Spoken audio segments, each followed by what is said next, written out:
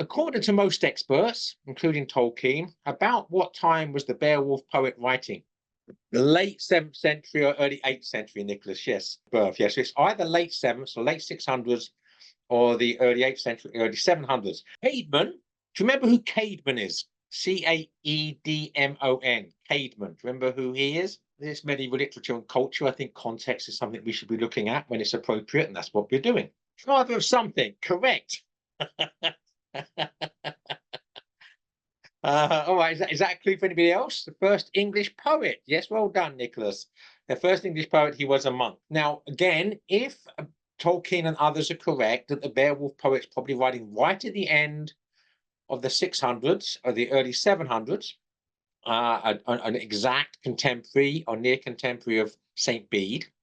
Caedmon, the father of English poetry, is a generation earlier. He's running about 1680s or something, so late 600s. But he wrote the famous hymn is a hymn to creation.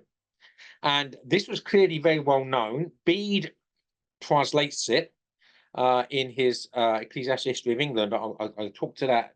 I'm going to come to that in a moment. But this is Caedmon's poem in a modern translation, obviously not Old English.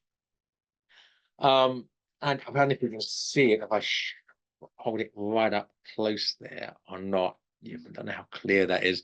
But you've got a forward slash in the middle of each line. And that's indicative of something called a Caesura. Again, don't use Google. That takes all the fun out of it. But what is a Caesura? Not necessarily expecting you to know, but it's worth asking. And I'm going to tell you if you anyway. All right. Well, that forward slash in the middle of the line, isn't it just a split in the middle of the line of poetry?